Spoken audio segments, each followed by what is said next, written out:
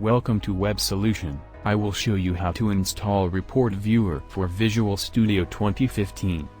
Open your control panel or add or remove programs.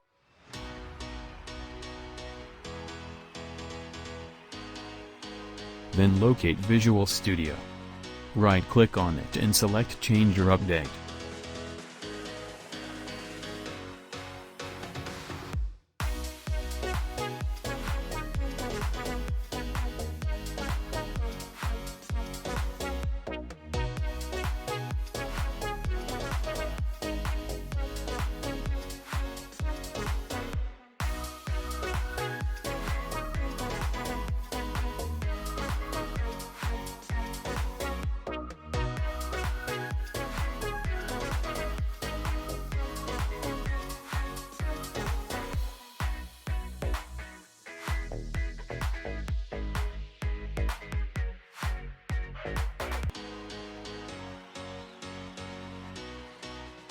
To install the report viewer, on the dialog box that displayed, click on Modify or Update, then select or check Microsoft SQL Data Tools and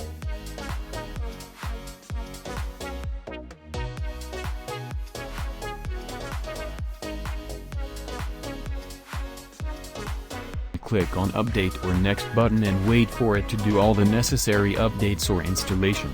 So because my Visual Studio was already updated, that is why you see the update button is inactive. However, yours should be active, so you just go ahead and click on it. Congratulations, your report viewer should be up and running now, so go ahead and launch your Visual Studio again and start creating your reports or designs.